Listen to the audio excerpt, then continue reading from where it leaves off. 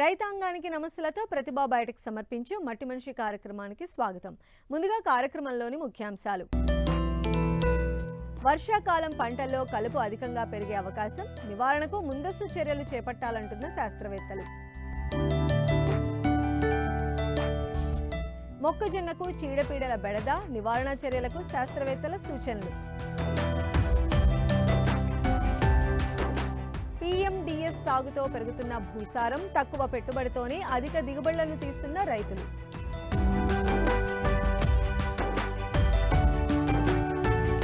ఖరీఫ్లో ప్రధానంగా వరి, పత్తి, కంది, మొక్కజొన్న, వేరుశెనగ పంటలను సాగు చేస్తున్నారు రైతులు. విస్తారంగా వర్షాలు కురుస్తూ ఉండడంతో భూమిలో ఉన్నటువంటి కలుపు మొక్కలు పంటలకు తీవ్ర నష్టం చేసే అవకాశం ఉంది. కలుపు మొక్కలు పంటలో నీరు, పోషకాలు, సూర్యరశ్మికి పోటీ పడుతూ పంట దిగుబడిని తగ్గిస్తాయి, పంట నాణ్యతను తగ్గిస్తాయి. కావున వానాకాలం సాగు చేసే వివిధ పంటల్లోని కలుపు మొక్కల నివారణ పద్ధతులను రైతులకు తెలియజేస్తున్నారు పాలెం ప్రాంతీయ వ్యవసాయ పరిశోధనా స్థానం శాస్త్రవేత్త డాక్టర్ శ్రీధర్.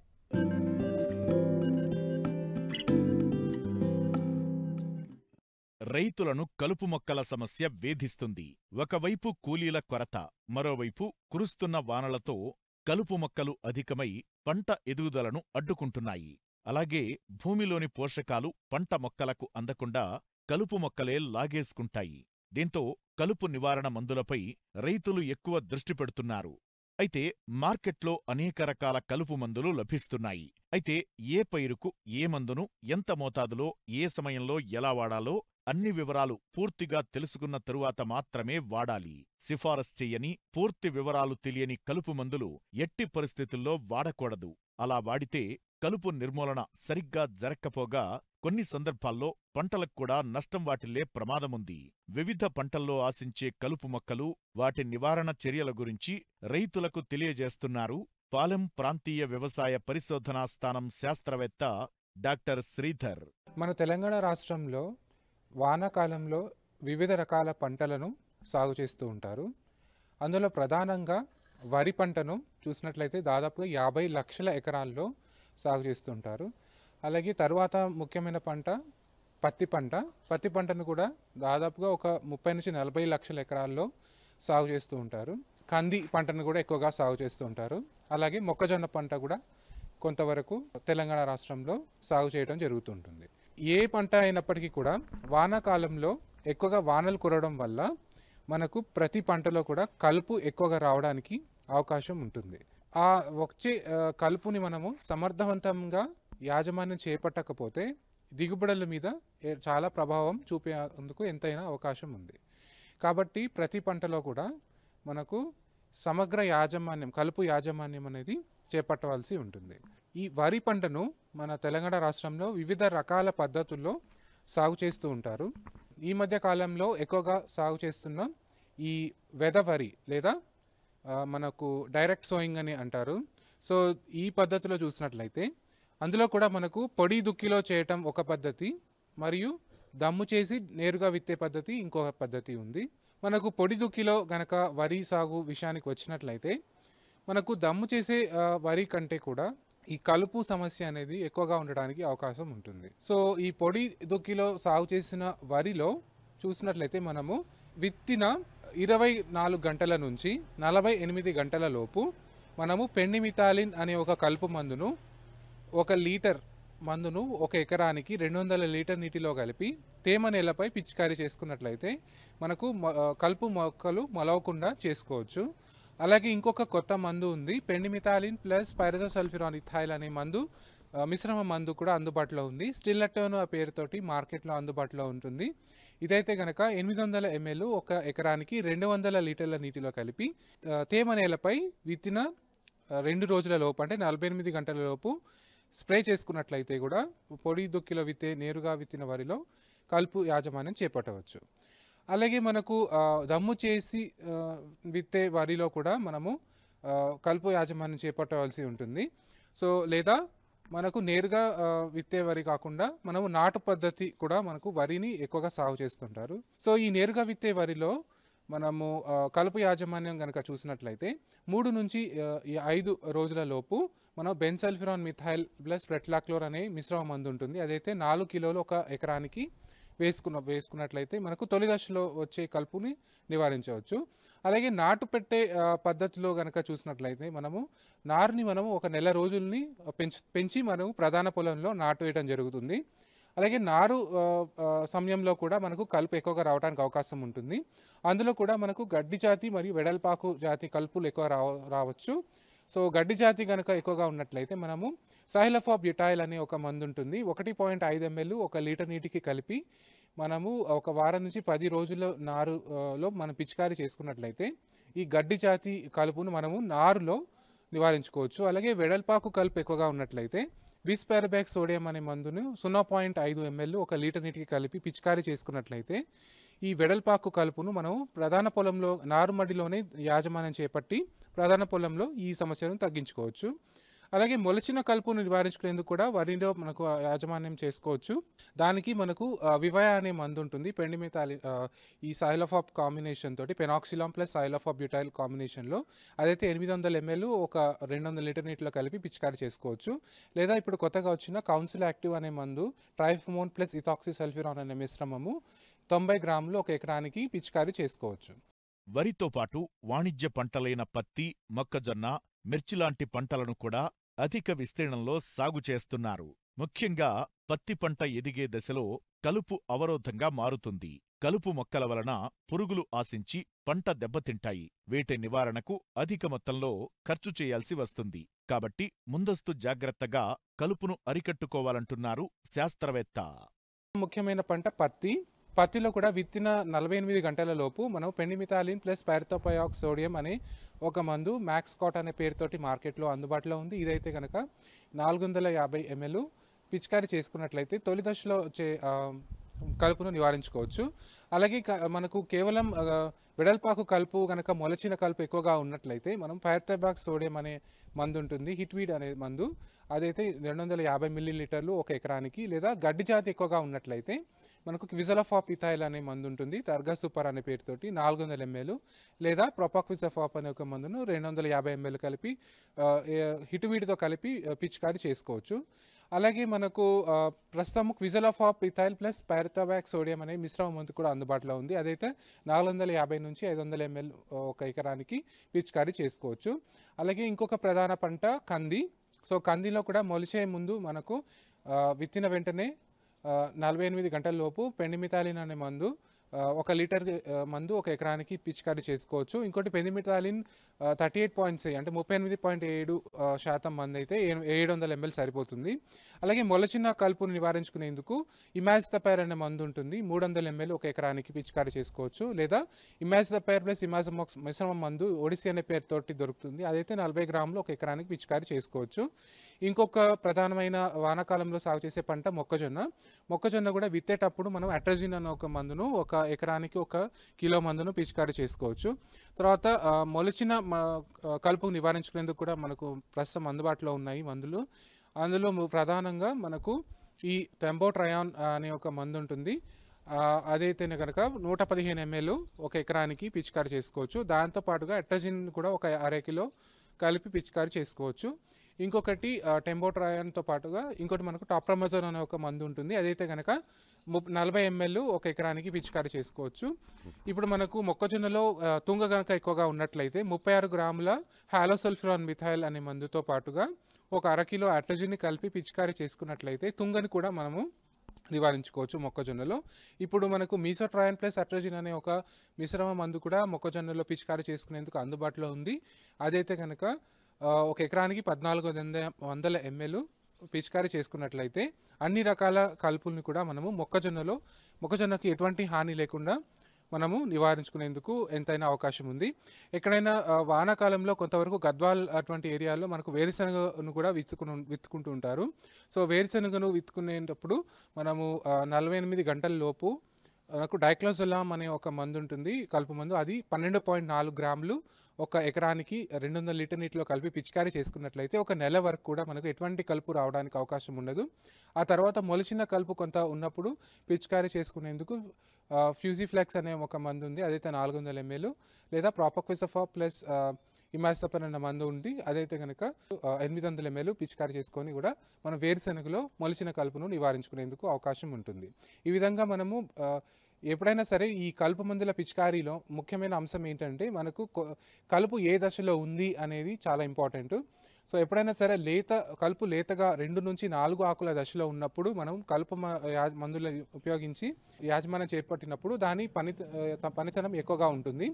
ఇంకొకటి ముఖ్యమైన అంశము పత్తి లాంటి పంటల్లో అంతర కృషి చేసుకొని కూడా మనకు కలుపు యాజమాన్యం చేపట్టినట్లయితే కేవలం కలుపు మందుల మీద ఆధారపడకుండా వీలైనంత వరకు కూడా ఇలా మనము సమగ్ర యాజమాన్యం చేపడితే కనుక ఈ వానాకాలం పంటల్లో దిగుబడులు అనేది నష్టపోకుండా ఉంటామన్నమాట.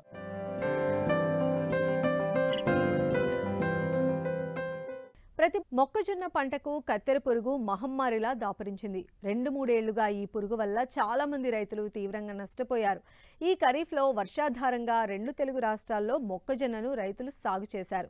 అయితే ఈ పంటకు కత్తెర పురుగులు ఆశించే అవకాశం ఉంది. వీటి వల్ల రైతులు చాలా జాగ్రత్త వహించాలి. వీటి నివారణకు చేపట్టాల్సిన సమగ్ర సస్యరక్షణ చర్యల గురించి తెలియజేస్తున్నారు పాలెం కృషి విజ్ఞాన కేంద్రం శాస్త్రవేత్త శైల.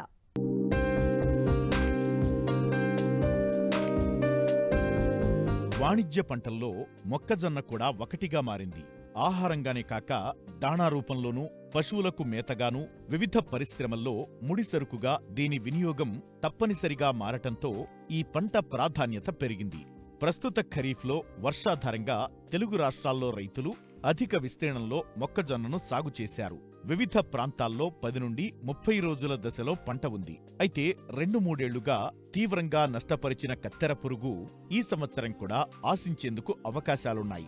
కాబట్టి రైతులు పంట వేసిన మొదలు కోత కోసే వరకు అప్రమత్తంగా ఉండాలి. ఈ పురుగు ఉధృతిని గమనించినట్లయితే వెంటనే సస్యరక్షణ చర్యలు చేపడితే మంచి దిగుబడులను తీసేందుకు ఆస్కారముంటుందని చెబుతున్నారు పాలెం కృషి విజ్ఞాన కేంద్రం శాస్త్రవేత్త శైల. మొక్కజొన్న అనేది ఆహార ధాన్య పంటల్లో ప్రధానమైనటువంటి పంట. ప్రస్తుతము నాగర్ కర్నూలు జిల్లాలో ఇది 15 నుంచి 20 రోజుల దశలో ఉంది. అయితే మొక్కజొన్నలో గమనించేటువంటి ప్రధాన సమస్య చూసుకున్నట్లయితే అది కత్తెర పురుగు. అయితే ఈ కత్తెర పురుగు యొక్క గురించి మనం కొంచెం చూసుకున్నట్లయితే తల్లి పురుగులు, రెక్కల పురుగులు సుమారుగా 1500 నుంచి 2000 గుడ్లను గుంపులుగా పెడుతుంది. ఒక గుంపులో సుమారుగా 150 నుంచి 200 గుడ్ల సముదాయం ఉంటుంది. ఈ గుడ్ల నుంచి బయటికి వచ్చినటువంటి పుల్ల పురుగులు ఏవైతే ఉంటాయో ఆకుపచ్చ రంగులో ఉండి చిన్నగా ఉండి నల్లటి తనం కలిగి ఉంటాయి. అయితే ఈ పురుగులు మొదటగా ఆకుపైన పత్రహరితాన్ని గోకి తినడం వల్ల మొదటగా జల్లడాకులు ఏర్పడతాయి. ఆ తర్వాత దశల్లో ఆ లార్వా ఎదుగుతూ ఆకులపైన పెద్ద పెద్ద రంధ్రాలని చేసుకుంటా వెళ్తుంది. ఇది సుడిని ఆశిస్తుంది.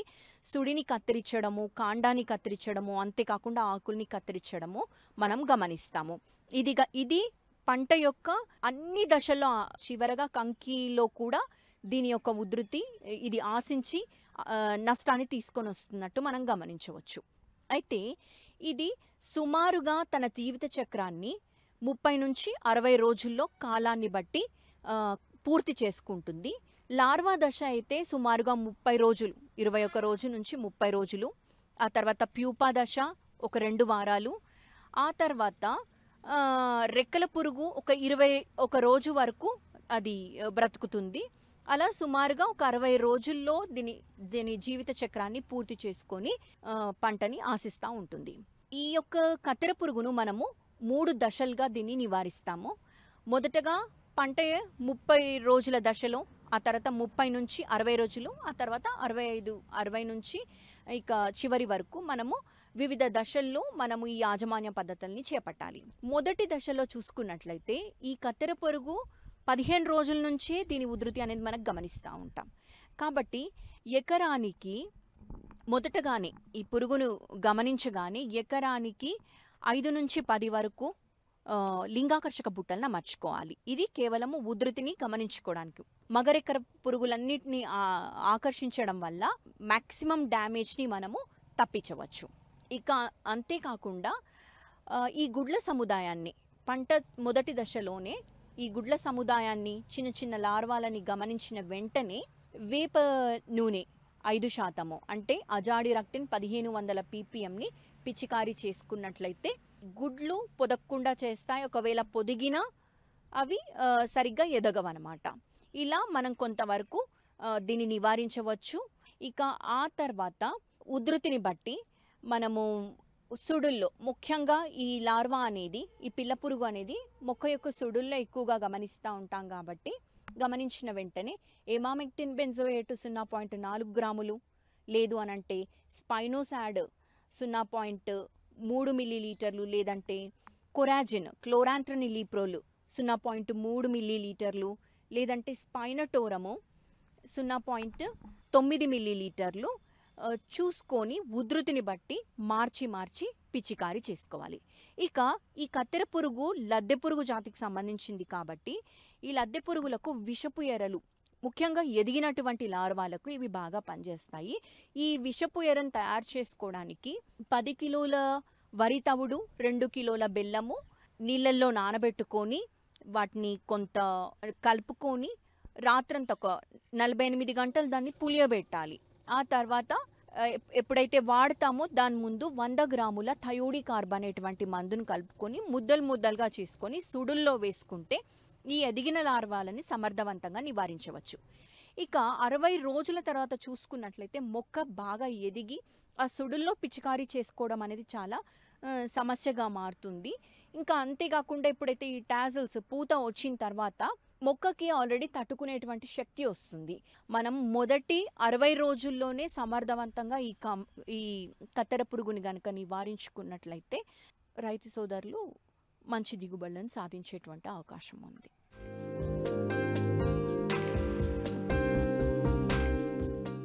ఖరీఫ్ సీజన్కు ముందు వేసవిలో నవధాన్యాలు సాగు చేయించేలా ప్రకృతి వ్యవసాయ విభాగం చర్యలు చేపట్టింది. గతంలో భూసారం పెంపునకు పచ్చిరొట్ట, జీలుగా, పిల్లి పెసర, జునుము వంటి మాత్రమే సాగు చేసేవారు. అయితే 3-4 ఏళ్లుగా రుతుపవనాల రాకకు 15 రోజుల ముందు ప్రీ మాన్సూన్ డ్రై సోయింగ్ వ్యవసాయాన్ని ప్రభుత్వాలు ప్రోత్సహిస్తున్నాయి. ఇందులో భాగంగా వ్యవసాయ భూమిని కౌలుకు తీసుకొని PMDS విధానంలో పంటలు సాగు చేసి మంచి ఆదాయం పొందుతున్నారు ప్రకాశం జిల్లాకు చెందిన ఓ రైతు.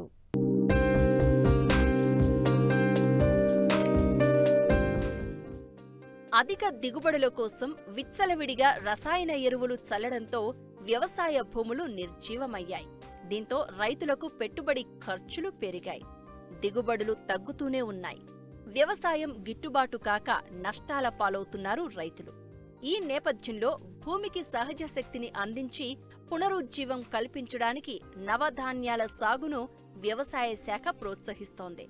ఖరీఫ్కు ముందే విత్తనాలను చల్లి నేలను సారవంతం చేయడానికి PMDS సాగు రైతుల చేత చేయిస్తున్నారు ప్రకాశం జిల్లా ప్రకృతి వ్యవసాయ విభాగం వారు.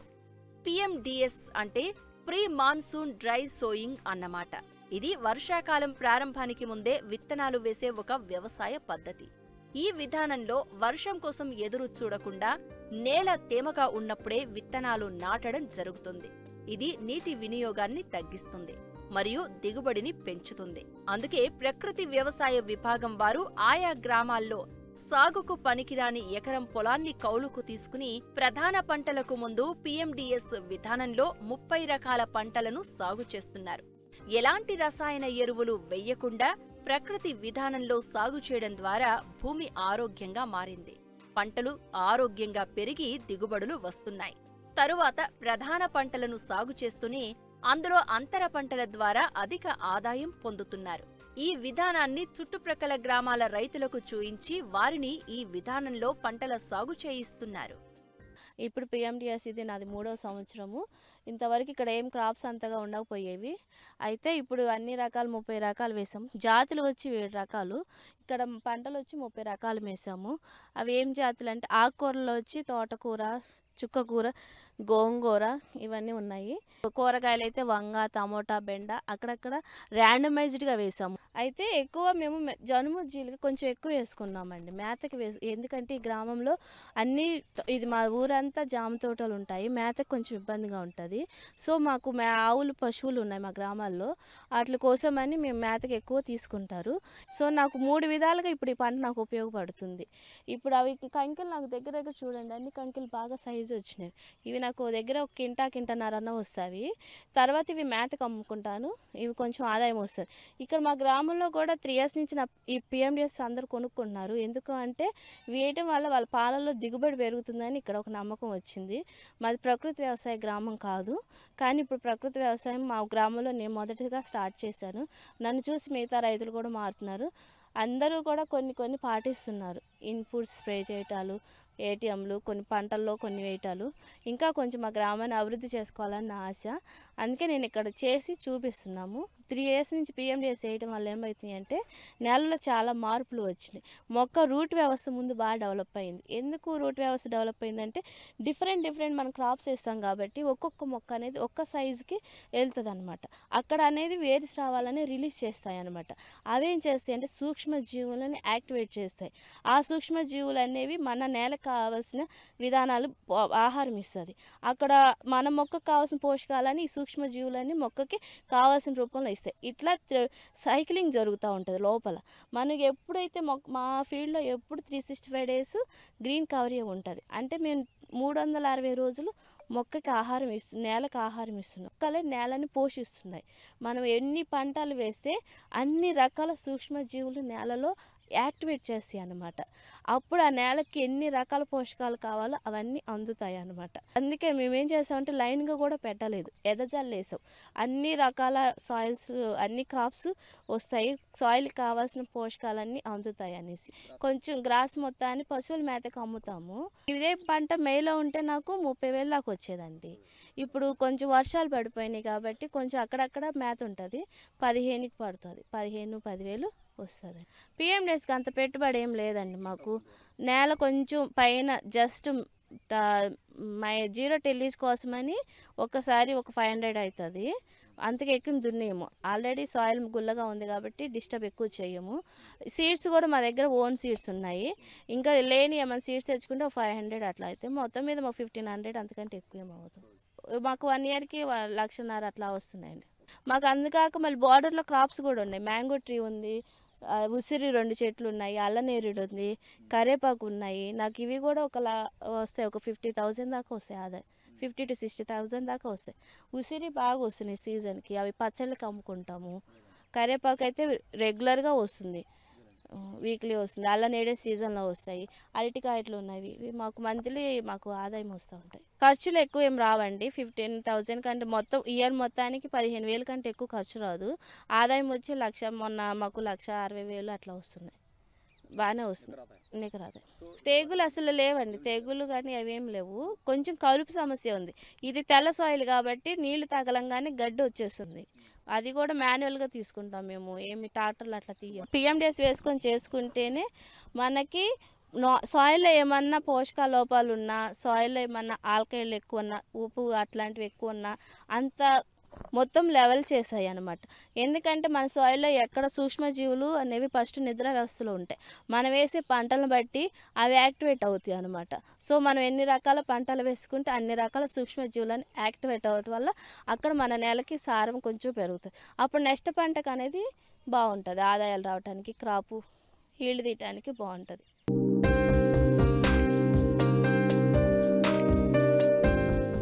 వ్యవసాయంలో సమస్యలకు, సందేహాలకు సమాధానాల కోసం మట్టి మనిషి రైతుకు అండగా నిలుస్తోంది.